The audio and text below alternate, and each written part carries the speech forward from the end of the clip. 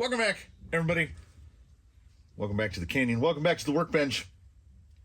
Welcome back to another fresh installment from the hell that is the Laser Nut Chronicles. I have a fresh offering from the laser, which I think fairly accurately sums up my current frame of mind. I think Vault Boy's expression sums up my experiences with the quote-unquote RTR laser nut pretty well. I just got started taking the front end off. Both front drive shafts were bent. They were both bent right here. And that's kind of expected. I lawn darted this thing a few times on one of its first forays out, taking it off that big kicker jump. So that's probably on me. But it's not entirely on me because they both bent right there. You can still see a little waver. They bent right where it necks down. They both bent in the exact same spot. And in a move that is not particularly confidence-inspiring, I grabbed them with the old Negisaurus pliers and just bent them back straight. So that's a certain indication that those parts are made only from the finest materials. The rear is done. Pulled the diff out, all 30-odd parts of it, cleaned everything, reassembled it. It has a fairly lightweight. It's got low-C 15,000 in it. I'm just going to put 15,000 in the front and the rear for now, and I think I am going to spool the middle. I think I've got some earplugs around here. I do also have million. I think I've got a little bit of million. So whichever I find first, whether I find the earplugs or the million, that will go in the center. So as I said, just got the front pulled off, so it hasn't been taken apart. This shock feels about half empty, and this shock feels, when you can get that sound, feels completely empty. I did go ahead and dig out JATO ends, and I'm rebuilding all of the links using JATO ends. They are far stiffer because there's a lot less thread showing. These guys have thread. Where are the steer links? Oh yeah, let me get to the steering situation in a minute. I have put a 4mm washer fore and aft of the rear A-arm. They had a solid 2mm of slop back and forth. And then the way this was initially set up was bolt, tower, lock nut, then the bushing for the shock, and then into the lock nut. What this did was put the shock at an angle. It angled it at about 3mm further than it needed to be. Remove that. Just put the spacer. So there's a little wiggle in it now. Is there a potential to bend that bolt? I would say a small one, but it's a grade 12.9 and it's only an M3x20. So I don't think we're going to have any bending issues. We certainly shouldn't have any bending issues with 4mm lens for titanium buried all the way into JATO links. I might have to trim the JATO links for the steering. The other ones look like they'll be fine. So everything else seems fine. The chassis doesn't appear bent. I haven't even gotten into tearing the middle apart yet. I have deleted the... Oh, sorry, Vault Boy. I have deleted this thing. It's just going to look like a buggy. I'm going to continue running them on this for at least the time being. The shocks cleaned up nicely. They are filled with 40 weight, and the 40 weight feels pretty good for how enormously stiff the rear spring rate is on that. We have a couple options to test. I think I've dragged something under the Susan. I was looking through the bin of motors. I've got more motors. I've got more speed controls. I can try different things because, like I've said, this Spectrum guy is not. It's not the bee's knees. It's okay. Oh, before I get back to disassembly and reassembly, and like I get filthy. So this is most of what was required to do one differential. And when I say most, like I took the pieces out of the housing and set them on a paper towel. And this is the result of the contents. I have not driven this thing enough times to generate this amount of horror. Like my SC8, which is up over there and will be featured in the running portion of this, he's past 10 years old and is not near, and has been, he's been given the beans on many occasions, but he is built a little more sturdily than this guy. I think the rear drive shaft is okay, and by that I mean this guy. The front is fine. It might have a slight waver in it. The rear appears to have a slight waver in it as well. The rear drive shafts do not appear to be bent, but you can see that under suspension flex, you can see where they rub quite badly on the arms. I think a rock might have gotten stuck in there as well, but they are both rubbed out in the same spot. So I don't know what that's about. I know I do not enjoy these differentials. I feel like this. If you've never taken one apart, and if you own one of these, you're going to have to. They had virtually, here's the remaining residue of what came out of the inside. It's really gross. It's really gross. And I've gotten so used to crawlers now, God bless a spool, that doing this is agonizing stuff. And I've got 2 more to do. The lazy part of me says, get that middle out, take it apart, just shove earplugs in it and put it back together.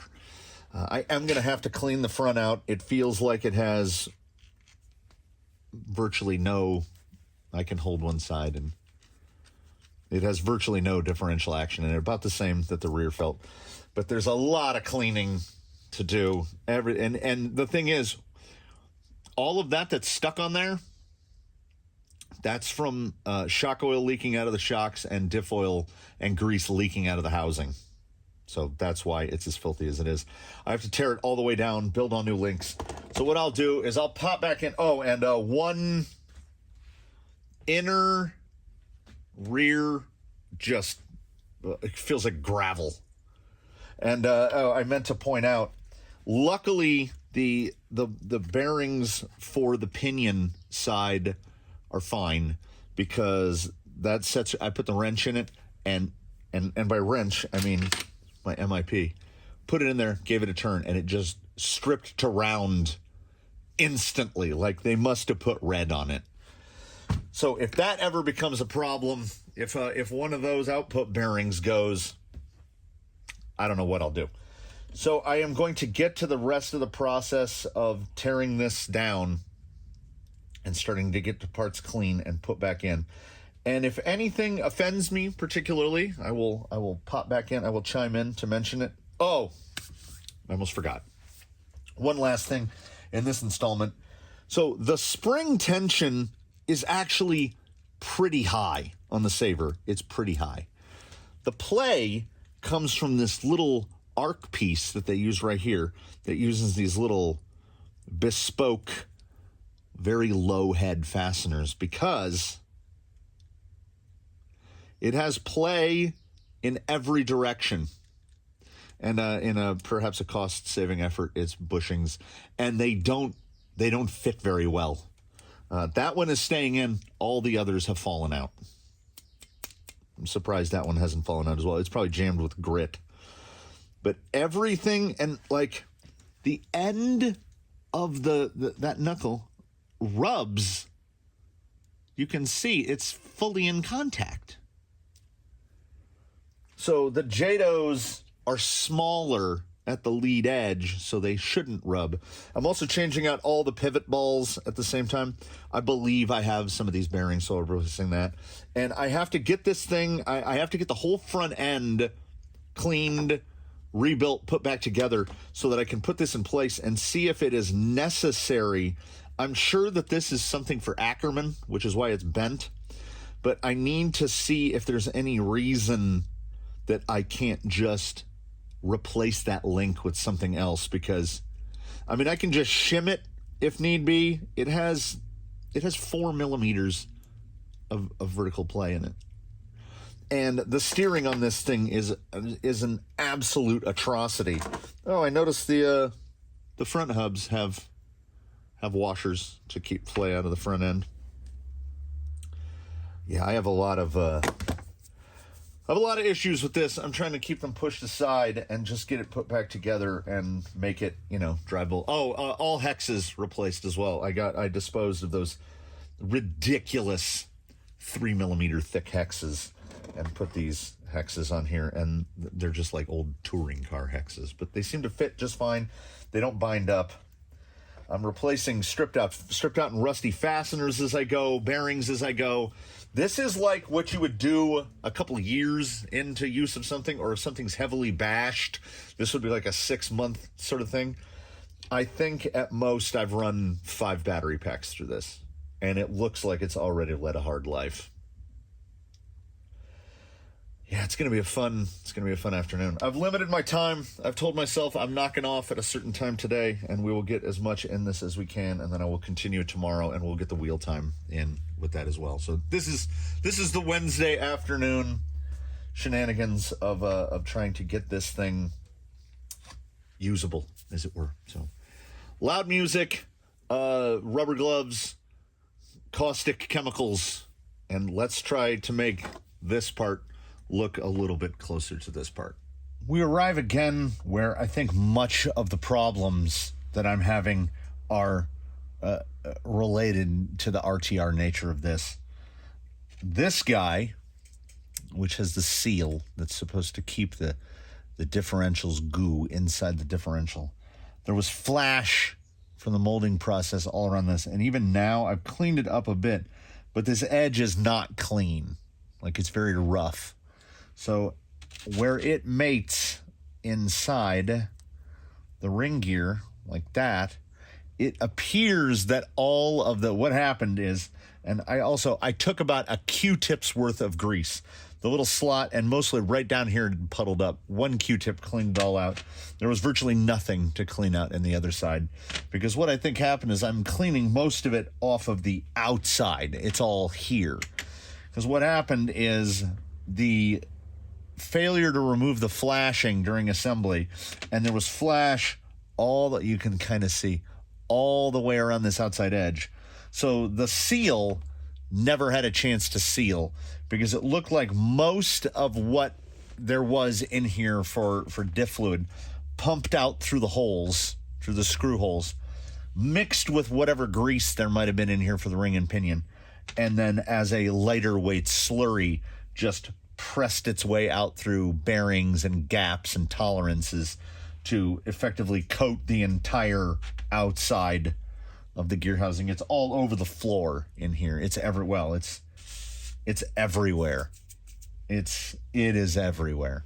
So I think it was just, you can see the amount of goo that was coming out through the screw holes.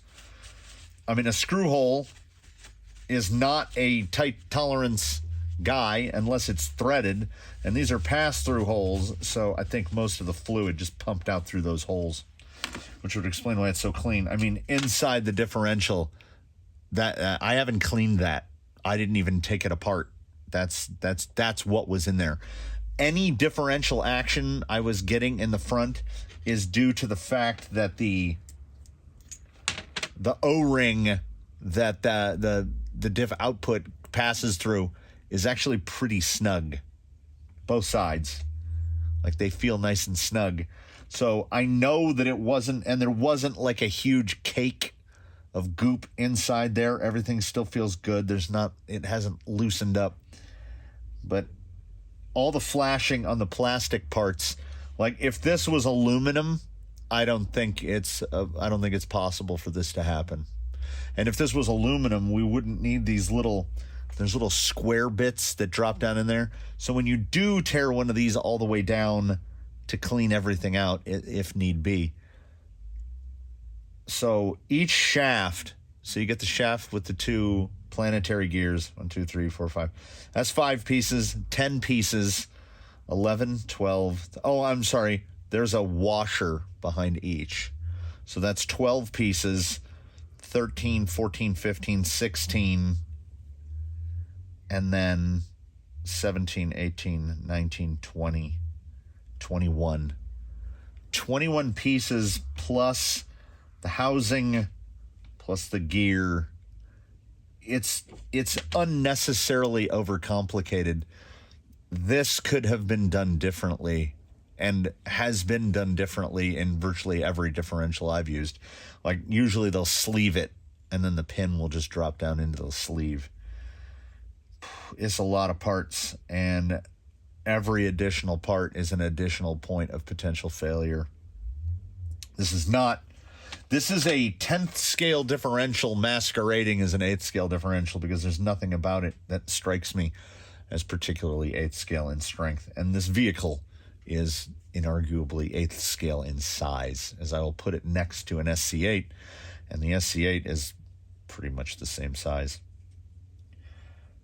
Oh, also worthy of mention, there's the shims. The rear differential had 4 shims on the non-ring side, and the front differential has 2 shims on the ring side. So presumably that was done right, because nothing appeared to be slopping powertrain-wise. I'm about ready to fill this, grease, get this reassembled, get the front clip put back together. I will then set it aside, clean up, so that I can pull the middle of this thing apart and see what that looks like. My guess is that there's going to be absolutely nothing inside the center differential whatsoever. It'll just be wide open. And this guy, among all, and I've built myself some kits, and I've gotten myself a fair share of RTRs. This, kind of like the MST, the CMX, my little Jimny, this is not an RTR. This is a kit with twice the amount of work, because effectively, and 3 times the amount of work, because it doesn't come with a manual. So what you have to do is take it out of the box and completely disassemble it down. Every nut, bolt, every piece has to come off, because I was like, why did I over tighten these so badly? You see the wongus in there? So the ball that's in the shock bottom over there isn't the width of that gap. So when they tightened it down, they just blasted it together. I had to use 2 screwdrivers to pop the shock end out. And I'm guilty. I use a power tool a lot. I'm guilty of over-tightening things in the past, but I've never taken these arms off. I've never taken these shocks off. I just took it out of the box, put a battery in it, and started running it. And that's on me. That's my failing. I should have anticipated that nothing about this thing is ready to be put on the ground. I'm a kit guy. I'm used to kits. So if something comes completely assembled, I just think, well, ready to run. Not so much. You see the look at what is coming out of these shocks. Hopefully, I've got a splish of 40 weight in there. Hopefully it's enough to fill the shocks in the front. Every passing minute, I'm a little more in this headspace here. I'm doing it, but I'm doing it begrudgingly, and I still have to address this whole. I've got the front camber links are done, steer links still need to be made, and I've got to deal with. But first, let's finish getting greasy. As we inch ever closer to the close of day 2 of refurbish a not that old laser nut, I'm learning some stuff as I go along. I think it's much better. You have to guess that this was initially put together by a human person, but I've thrown away a handful of fasteners that were over torqued and stripped out. Both of the lower shock screws were stripped out. Like, they just drove them all the way down, like how I had mentioned that they were pinched way. And it's kind of relaxing back now, because I just put the screw in until it was snug and then left it like that. Got to the diff, and it's pretty torched. Luckily, let me reach in front of the camera here. I anticipated this because it was sounding a little growly. So new spur gear, which is good. because this one has a big cut in it now where I just had to Dremel it in so I could take the screw out with a screwdriver. And it thought it was me, but there's the first 3, and here's number 4. And if you'll notice, there's a little suspicious wad of thread lock all up there on the top. Why you would thread lock this in, I don't know. The other 3 have no. They have no evidence of any thread lock whatsoever. So there is still fluid in there. As soon as I pulled that one out, it started burbling out of the hole. So, let's see if we can't pop this guy off. Yeah, this spur is pretty well done. All right. Come on. Wow. All right, let's pull the screws out of the other side. And now, stripping that one out, I give it the tiniest, that feels like it doesn't want to go. So we go to manual. Ooh. These are really tight. I don't see a reason for that's a torque spec for a fastener this small. Was that 2.5 by 8?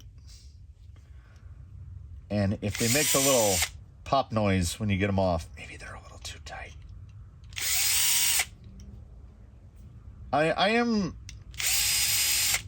We're kind of achieving an uneasy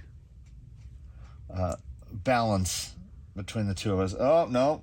So definitely not bone dry. Unfortunately, it is very full of the goo. It doesn't feel very heavy, and it's not very full. Say half full. Doesn't look like there was a lot of leakage. Weight-wise, it's probably 50,000 in thereabouts. Which, it occurs to me now, I'm trying to remember what I said. Did it sound like I said 15,000? Because what I meant to say was 50,000. I just had a bottle of Traxxas. So the front and rear diffs are filled with 50,000, and it doesn't feel super, super heavy. I didn't want to go too heavy. It'll still be manageable if they're pretty well open. But I think the problem here was one was acting a little full, which was the front, which had the O-rings that were keeping it nice and tight. And then the rear, but it had blown all of its juices out. And then the rear was just a disaster. So this guy, I guess I'll just, he's half full maybe. I will go with 1 million. I think the tub of 1 million is right over there. So we're going to put 1 million in it, effectively locking it, really. But I honestly, at this point in the day, it's 3+ hours to get to where we are now. I could have built this thing in the amount of time it's taken me to tear it down and clean it out. And, kind of looks like what it's supposed to. It doesn't look like it's been beat up too much. And it shouldn't. It's not, it hasn't been driven that many times. There's the big Turnigy 1900 kV 3674. That appears to be a Robinson, like a Robinson Absolute on there. Everything still looks good because everything is still pretty new. So I am going to have to figure out why I can't get this end of the casing off. And you know what? You know what I'm going to do? Here's what I'm going to do, peoples. All of this will go together in one edit. So you'll only know time has passed because I've told you that it has. What I'm going to do, we're going to make a catcher.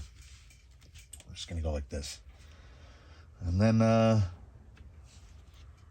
over the intervening time between now and when I get up the internal energy to get back to this, well, that's pretty thick. hopefully that will have drained out. And still sitting over here just out of frame. Haven't gotten to this yet. It would be less work to just build the thing. Rebuilding it. I think I am spent. Also, okay, here's a complaint. I don't know a lot of things about mass production. I'm a one-off guy. I'm a tiny little shop here. I make things one at a time. So here you have the front and rear drive shafts. Is there any reason that anyone can present to me something logical that would say, what are we talking? 6 millimeters? One is maybe 6 millimeters shorter than the other.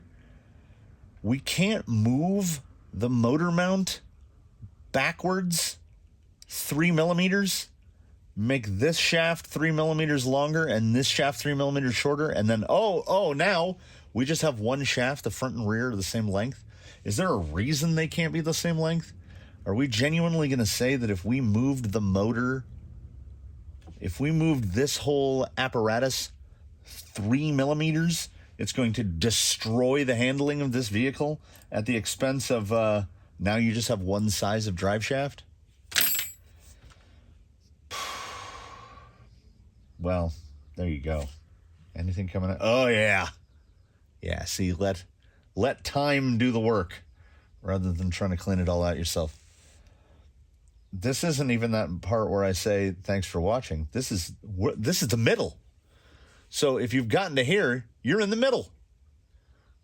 Most of the second part will be wheeling. You'll get to see the vintage SC80. You'll get to see this thing in a cleaned up format, and God willing, it will be at least moderately entertaining. Yeah, I don't know how to like. Where's that like intermission? Like we need that part here.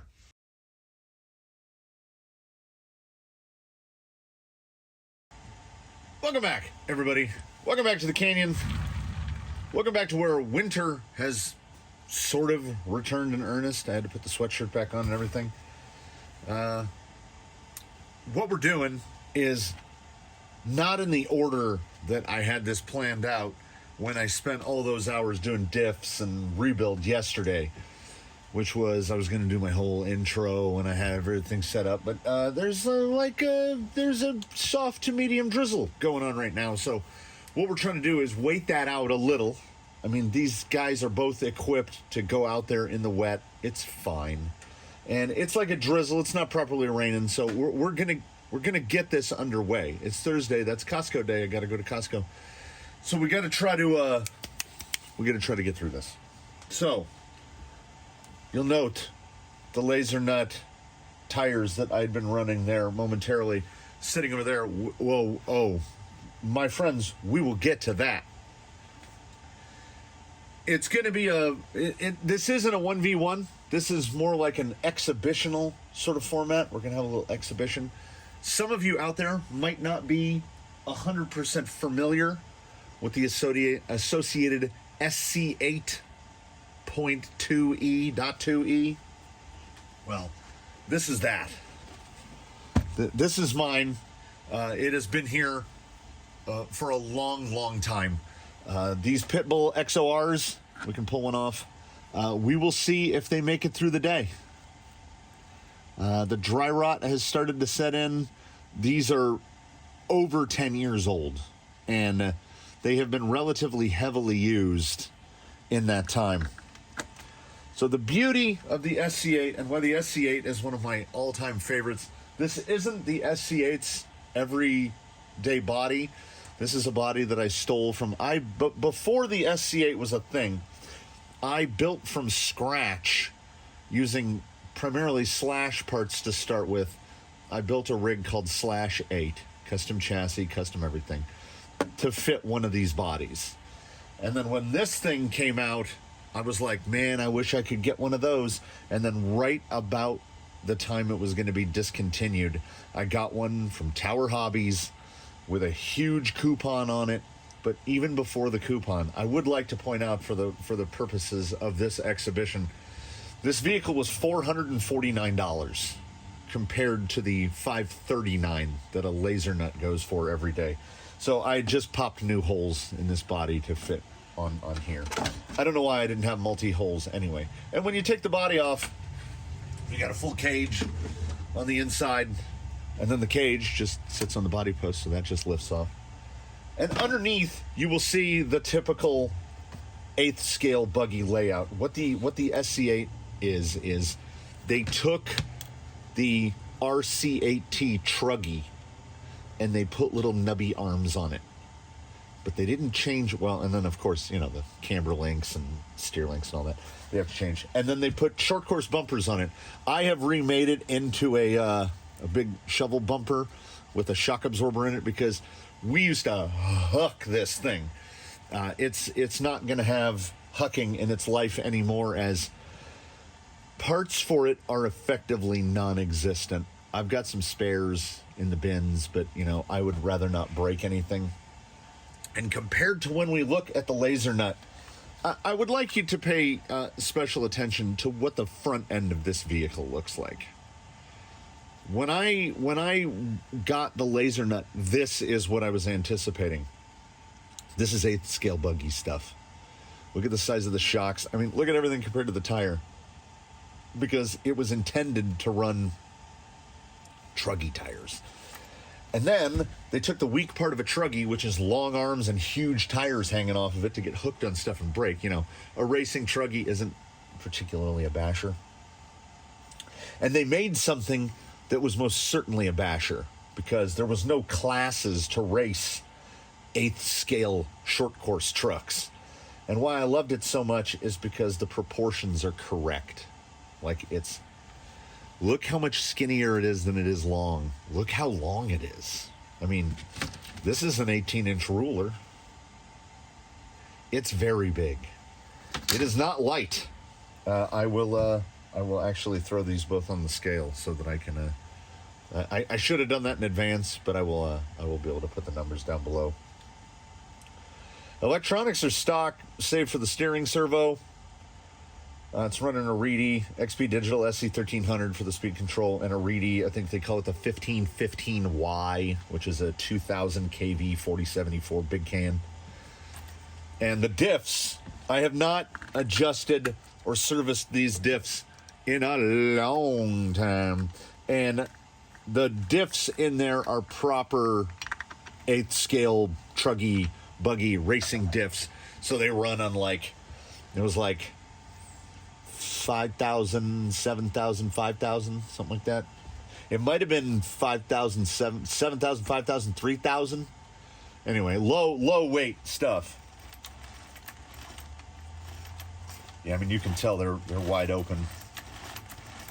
Can't even get it to turn that big block clunker of a motor over. The chassis braces, I made those out of aluminum years back. I made the shields out of aluminum. They originally had plastic shields, much like has plastic shields in the case. And then I made the front shield out of aluminum just because I love the sound. When this thing kicks rocks up, it sounds phenomenal. So it will be running on 4S because the adapter plug I run two 2S packs together.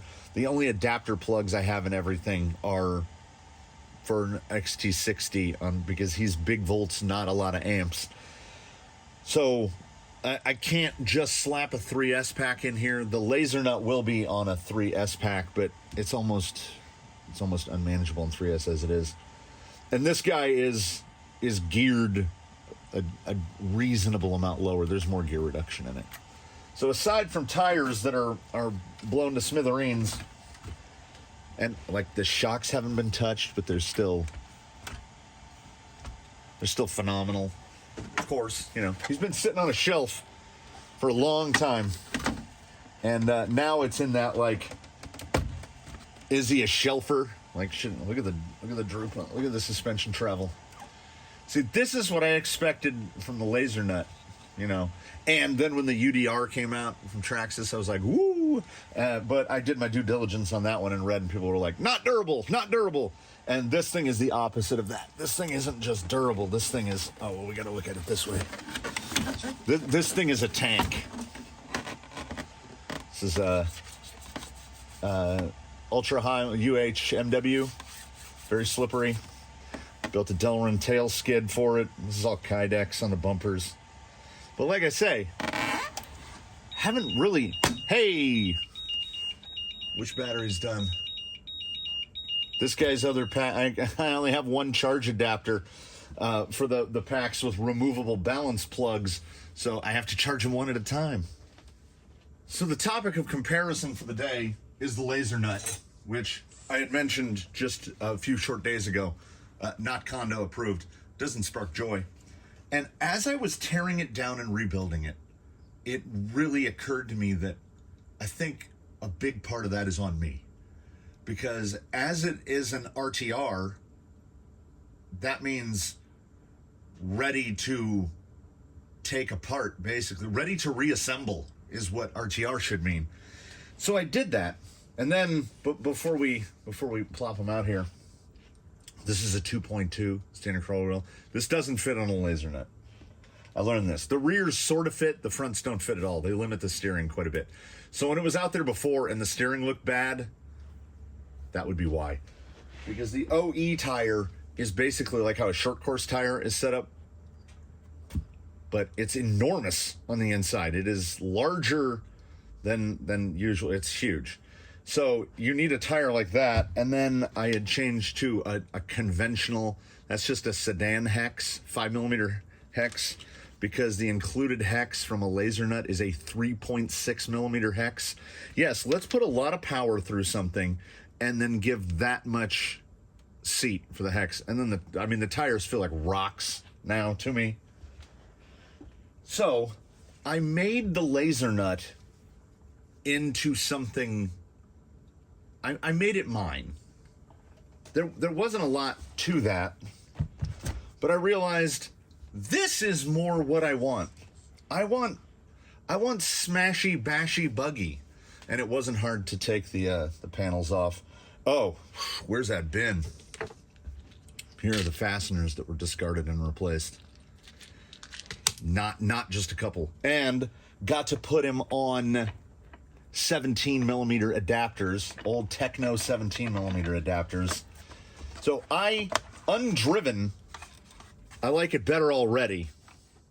Without the spare tire, there's nothing to hold the body from flipping open. Anyway, everything's hooked back up. Everything's clean. Here's where your steering sits.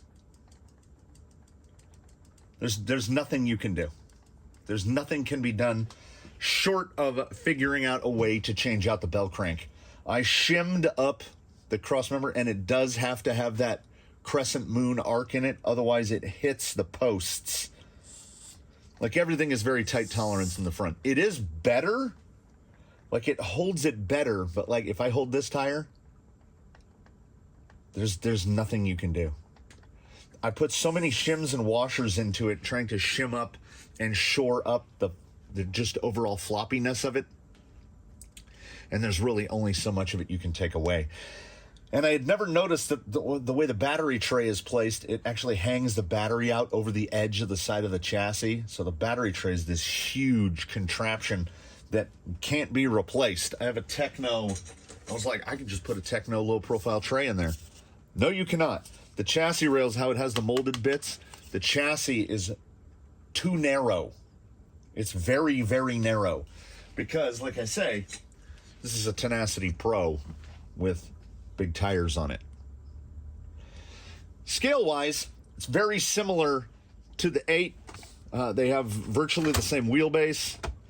I prefer the look of this, even without the stuff on the rear. It'd be kind of cool with a wing, but it's got kind of an Arma fire team kind of look to it. Shocks feel nice with the 40 weight in them. I hope the diffs are all right. Million weight in the center, 50,000 at the ends. Could probably be spooled up more, but I mean, we're bashing this, so it's going to be fine. I love it, and this is gloss white, but apparently it's not. It came out very matte, and then the last time I used matte on blackjack, it came out satin. So you never know from day to day. I had really wanted to run these, but you cannot run a 2.2 on here. The clearances are just far better. I mean, this is a 3.8. It's a truggy tire, so we shouldn't have any steering issues at all. There's a little 17 adapter, and like look at the size of that spindle compared to the spindle on the SC8. I mean, it's 10th scale.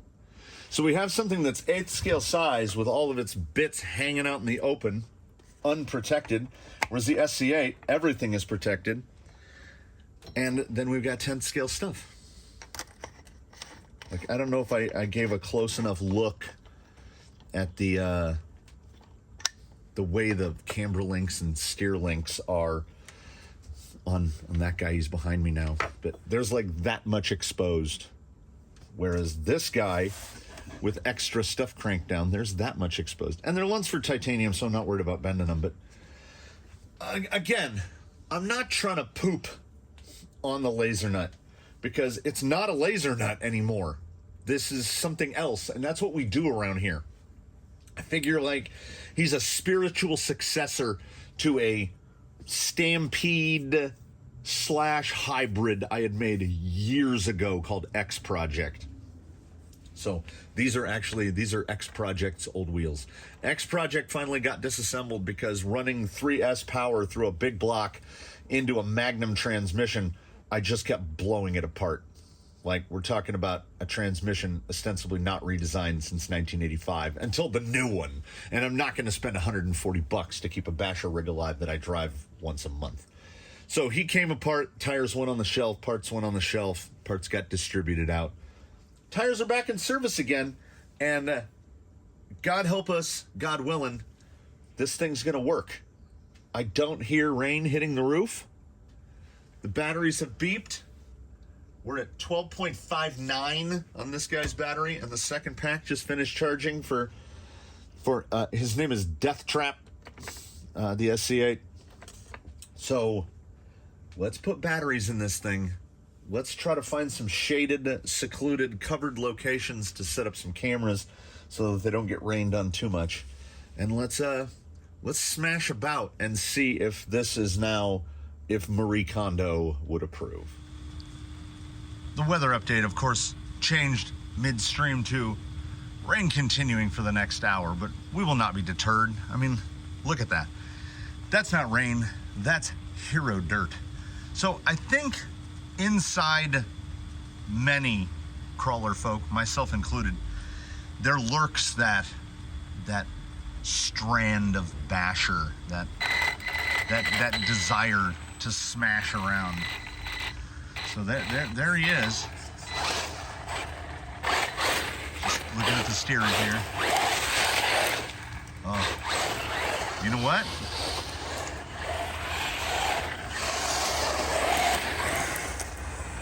It's pretty good.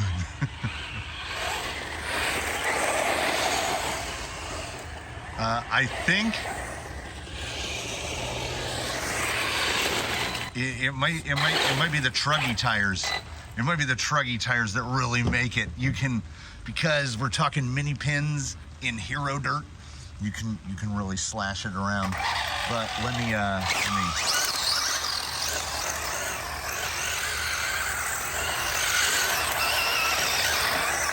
it's just different. It's different.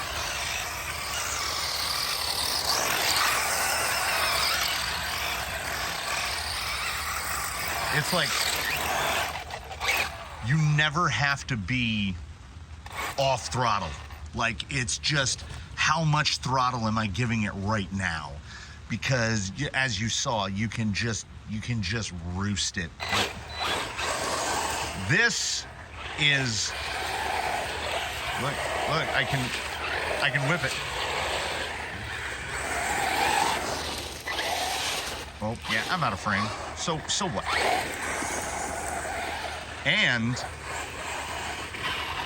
it doesn't matter how much power you put into it from an entity formerly known as the laser nut. You can't balloon a truggy tire. They don't do that. At least not those. They don't do that. 3.8s, they don't do that. Oh, when you tip in,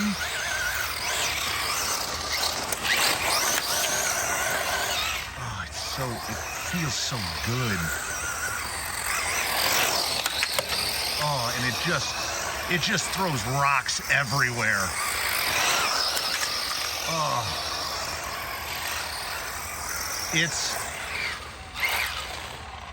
It's my favorite go fast thing ever made, because, oh man, 17 millimeter hex, of course. You put some hoons or something on there and take this thing out on the pavement, on dry pavement. It's four-wheel drifts forever.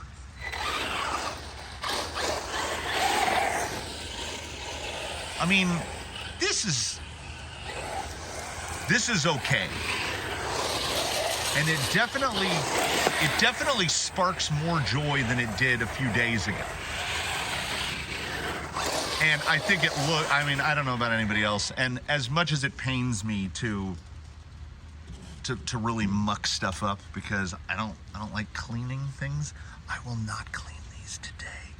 They're gonna get put up dirty and a little bit wet, and I will clean them eventually. Just, I wish I could transmit. I wish we had what's that, Riding them all 7D? I wish we could transmit feel-o-vision, because, like, now, okay, we're comparing apples and pineapples. They have apple in the name, they're sold in the same part of the store, but the poor entity formerly known as LaserNut is running on a DX3 from Spectrum, which is not a phenomenal radio. And when you see how it's just like, there's like a okay? When I tip in on an old MT4, like butter wrapped in silk.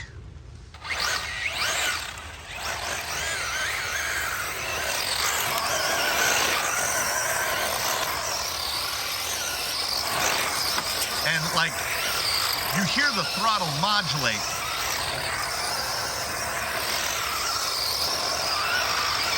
But it's not about lifting. Oh, this is, okay, maybe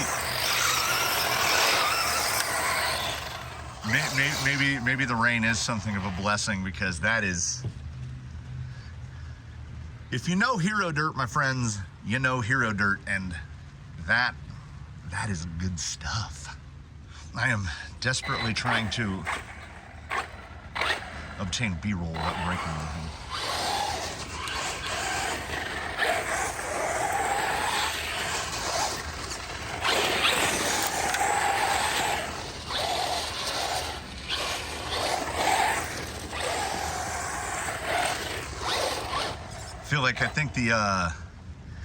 I think the diffs are frothing it up a little. They're getting that. They're getting the. I do. You know, there is some allure to the sudden.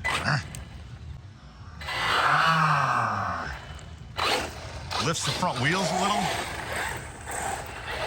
particularly in this environment. See, but okay, if I try to operate it like it's in the.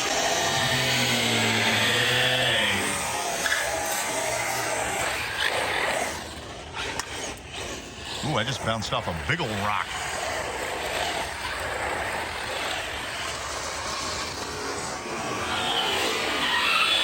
But, you know what? I have enough steering now. I can counter steer. And luckily, it doesn't appear that any of the, he's looking a little dirty. But it's just the it's picking up. I'm hanging out kind of towards the edge of the umbrella at the concrete plant, and so my hands are getting wet, but it's like the perfect amount of dirt. Woo, yeah, fling it.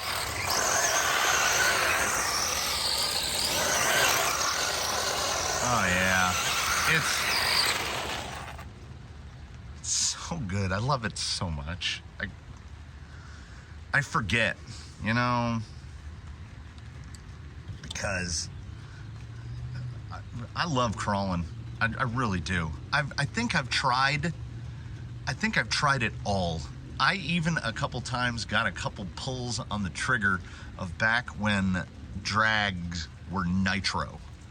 So I've never done electric drag, so this isn't an attempt to hack at anybody because I don't know the relative difficulty level and how much of it is set up, because, you know, they say no prep, but that's the course.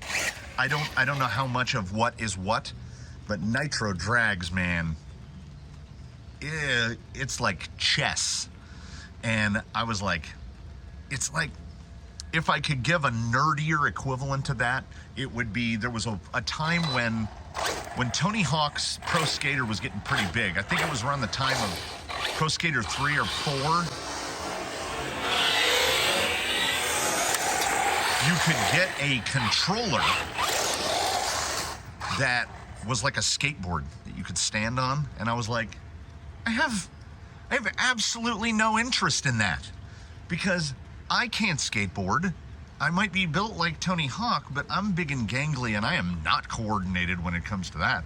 I can ride a bicycle, but I cannot ride a skateboard. I play skateboarding video games because I can't skateboard. So when I tried a nitro dragster, I was like, this is a difficulty level. I went through the same thing. I built this is just becoming waxing nostalgic, which is the thing that happens when I bring bashers out. After I haven't bashed for a while. I built a Trinity 12th scale pan car, like a carpet knife or something. Oh my God. It's like not trying to catch lightning in a bottle, trying to steer lightning into a bottle. Nothing but respect to carpet racers. I genuinely don't know how they do it. I gotta use it drives I mean, uh-oh. And I used the torque wrench to put that on. I thought it was acting a little brrr. Oh, that sucks too, because those techno adapters, I'm gonna have to go pick it up and find out which wheel nut fell off. Due to what I can only call loosey-goosey tolerances, every time you take a wheel off, that bearing falls out. So during that little episode, pin in the CVD is still there, but a bunch of dirt wedged itself on the inside of the knuckle, so I can't even pull it over to get the bearing back in.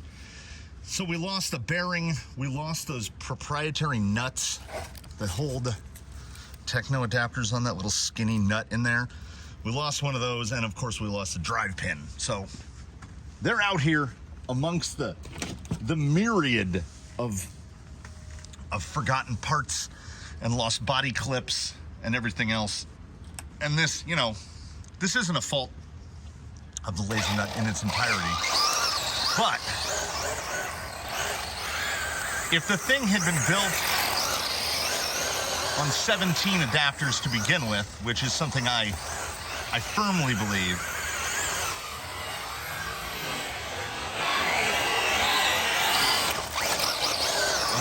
this thing so much.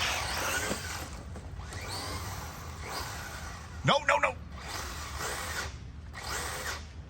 I got it perfectly on the door. Absolutely perfectly on the door. Boy, this would have been an episode. You know, if it weren't raining, let me wax poetic before I get up. I would have loved to see what Active Track does with something that moves that fast. Oh my glob. I gotta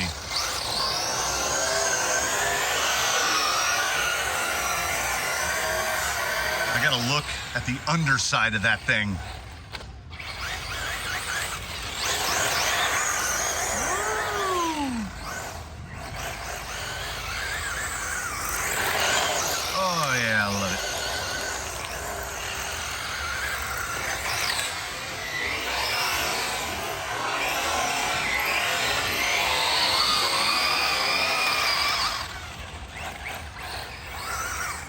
and it jumps like an absolute beast. But the only jump we used to have is no longer a jump. It's part of a mountain now. So in parting, I will say, this busted guy, look at, I mean, this is basically what the inside and outside of both of these rigs look like right now. This, I mean, if there's a selling point for crawling, it's certainly that, you know, the ground here is usually not wet, and this ground is barely wet, and I've managed to do this. So in parting, I think, you know, I think I've entertained this notion long enough. I also think in the mail, I've got some XT90s, because I think you might have noted there was a little power dip. It kind of dipped. I don't think the XT60 is enough for this guy, even on the series adapter, because now we give it a minute.